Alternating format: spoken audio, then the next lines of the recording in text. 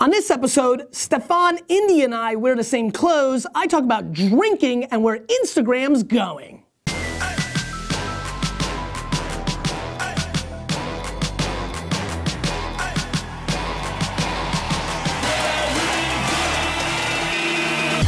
You ask questions, and I answer them. This is the Ask Gary V Show. Hey everybody, this is Gary V, Nerdchuck, and this is episode 181 of the Ask Gary V Show. Had a good solid episode yesterday. It was good to get back on the saddle. First time we're going back to back in a minute. What's up, Periscope? Good to see the Aussies in the house. Looking forward to our interview in a few minutes. Good to see the actual book. This was the galley I kept showing you. This is what you send to people. I guess it's not the fully corrected book. The actual book is in place now. Look at this. Casey's. Look at D-Rock. You must love this. Casey's in the back cover. And my favorite part. Did you get it, D-Rock? You good? Yeah. Good. My favorite part. The Jets T-shirt is on the binding. I gotta say, I mean, I actually want to see if we can pick up. Can we like find a Thank You Economy and crush it? I'm curious if this is bigger.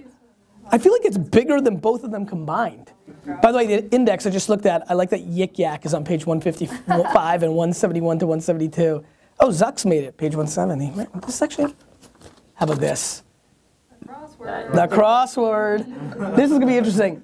First person to fill out the crossword puzzle correctly and take a picture of it and get it to me wins something. India, you well? Yeah, well. What's been going on? Nothing much. Just, working on this giant Twitter article that's coming out later today. Is it? Today. Wow, you made me eat my words. I did. I was really excited about that. You feeling good, Stefan? You contributed? You got some video action? All right, good. I'm ready for the show. I'm feeling really, really good, actually. Yeah. First one from Patrick. Oh, by the way, Boston looks locked and loaded. March 10th, I think that night is. Friday, right? Is then March 9th. Actually, you've got my phone. Give me your calendar. You can get into the first question, India. I don't want to. The 11th is Friday, so I was right? Yes, March 10th. Oh, it'll be the night of March 9th. March 9th, Boston, locked and loaded. We haven't locked and loaded it yet. I'm 100% doing a book event there. Just got to find the person that's going to pony up 5,000 books to host me, or 3,500, or beggars can't be choosers. It might be 2,700. We'll see. But it will happen, Boston. I'm coming. I'm wearing a Jets jersey, and I'm ready to go. All right, let's do it. So for Patrick. Patrick. Hi, man. By the way, India, wait a minute. What? Wait. What? Oh. Look at this. Oh, get in here. What? Maroon. This is a maroon explosion. Yeah. I'm very proud of us. We didn't even text each other in the morning. Nope, we didn't. Like we usually do. Like we always do. 181 is the maroon explosion. What are you wearing on the show today? All right, let's do it. All right, Patrick. Patrick asks, "Hi man, what do you think about Instagram in the next 2 to 3 years from now?" I think that Instagram will be easily one of the top 2 social networks in America and globally will be a major force. I think that Facebook and Snapchat are the only 2 things that compete with it.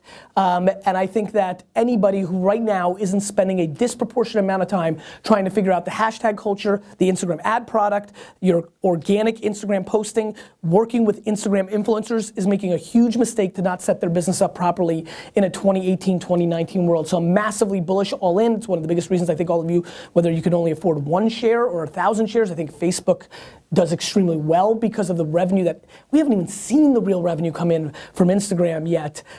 It's a beast. It is the current social network of the moment for 28 to 40 coast Americans, 22 to 35 other parts of America. And I just think it's an incredibly important platform, and I'm very, very bullish on it. And as somebody who day trades attention, by the way, we have to write my day trade attention article. It's time. I think it's massively important. I'm buying it now. I don't predict for 2 years, but that's my intuition. From another And by the way, here's a good time to chop this in, D-Rock. Show this. Predicting that Facebook acquires Instagram. Oh, Stefan. That's Gary Vaynerchuk, who's the co-founder of VaynerMedia, back in January, predicting the purchase of Instagram by Facebook. And today, Facebook founder Mark Zuckerberg shelled out $1 billion for that very service. That was when I was on the Piers Morgan show on CNN the day Facebook bought Instagram. I made that comment, and everybody on Twitter said I was an idiot because Instagram was only 500 days old, but Zucks did fund him. Instagram's probably worth $50 billion right now, maybe more. So when you buy it for one, you did well, because those are billions. You know, it's not just a 50x. When you 50x $8, it's nice to have $400. When you 50x a billion, that's 11 Jets teams. Wow. Yeah. Mm-hmm. All right, Patrick 2, another Patrick. Patrick also. Also named Patrick. Yeah. Okay, Patrick. If TV is the radio and phone is the new TV. Yes. Patrick asks, if TV is the radio and phone is the new TV, what is the desktop computer? I'm not sure. Next. Yes. I mean, you know, I can't just give those kind of answers on the show because there's so few answers ever in history, and who knows if I want to do an Ask Gary Vee book too. The desktop computer, I mean, I think, you know, the TV, the radio, what's the desktop computer? I don't know, like the biggest magazines and print articles in, you know, the Wall Street Journal, New York Times, Sports Illustrated, and Time Magazine in 1992, right? Like it was a major thing. But the phone is just a proxy to the internet. It's the delivery mechanism. So really, you know what? Actually, I got a much better one. See, this is why I took it. The desktop computer or the laptop was the black and white television. The mobile device is the color television. Because they're both delivering the internet. It's the internet that is what I'm talking about. The phone just happens to be the television, you know. I'm trying to, what about the other way? What if like, India, this is not the Ask India show. You can go do this with everybody else after. You can do what everybody else does, ponders. We don't do I that. was wondering if that's what he meant. It's like I got nervous. Oh, one more time? Like, Well, we don't want to screw up the question. TV is the radio and phone is TV. Like, so what is the next like desktop? No, that's it. What is? I think he was asking for historical. From Will. Will the Thrill. What do you think is the best market for? Do you just think like Will at home is just like, oh, he called me the Thrill, and he's gonna get his boys to call him the Thrill?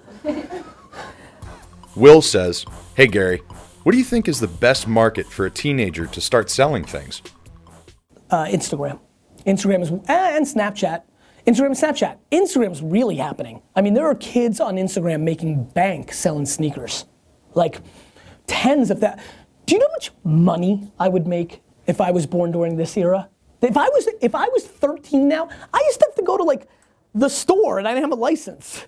Like, and buy shit and then flip shit like 3 weeks later on a Saturday. If I had real-time marketplace dynamics and I could buy stuff, UPS and FedEx guy would have been my homies. Stuff would have been coming in and out like ridiculous. So Instagram and Snapchat, because that's where other teenagers are spending their time, and I do believe that most teenagers' best opportunity to sell shit is to sell to other teenagers. Of course they can sell to other demos, but I think the biggest upside's there, and I only know this, you know, the only reason why I answered Instagram so quickly is I know dozens of kids, which is a lot, off the top of my dome, of kids making thousands of dollars slinging sneakers. And not just sneakers. I mean, I've seen the video games because I like that for, you know, old school video games. There's a lot of opportunity. Instagram is a beast for selling stuff. Philip asks, when you go out for some drinks, how many do you have and still stay productive the next day? Philip, I don't drink that much. You know, it's funny. I actually said this the other day in a conversation in my life, which was, I don't think I would have ever drank alcohol. Just like, you know, a lot of people reacted to the fact that on the show the other day or somewhere on Daily Vee or whatever, I said that, you know, I've never done any drugs. I've never even smoked a cigarette. I don't think I would have ever drank alcohol. I didn't have my first beer until I was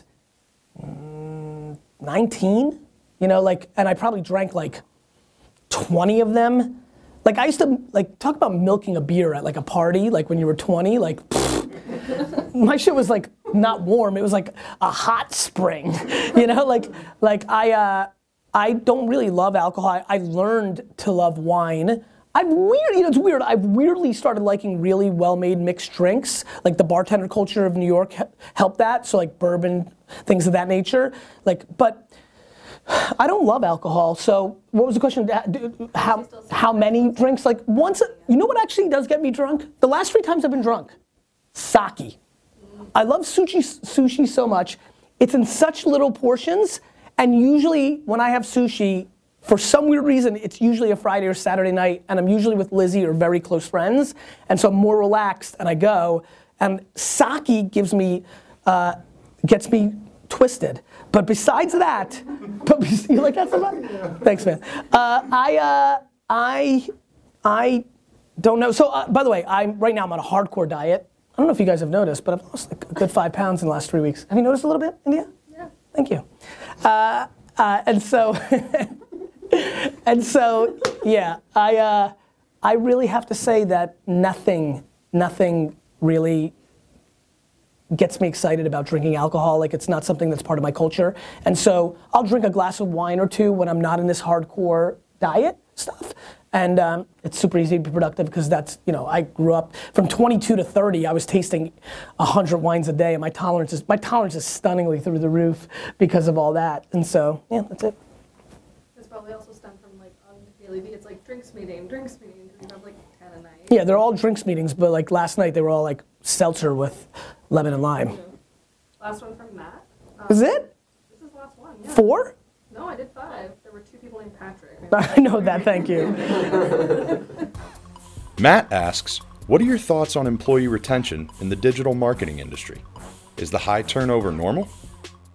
The reason there's high turnover in my industry, agency life, is because most companies are owned by holding companies who are required. So there's 4 major holding companies in advertising. They've consolidated and bought up all the agencies, and they're these big billion-dollar conglomerates. And I don't know everything about it because I haven't really studied it, but they're big holding companies which tell companies like VaynerMedia, great companies like 72 and Sunny, a great digital shop, and a TV shop, like Droga 5 just got sold, great company. Like these great companies, 360i, Carrot that got bought by Vice, they're owned by holding companies who tell their CEOs, the guy, you know, usually the guy or gal that looks like me that sold the company for a lot of money to get upfront, but then you have to earn it out, and then you're locked in because half your money's gonna come after 4 years, so you gotta keep the job, golden handcuffs, Google it if you don't know what I mean.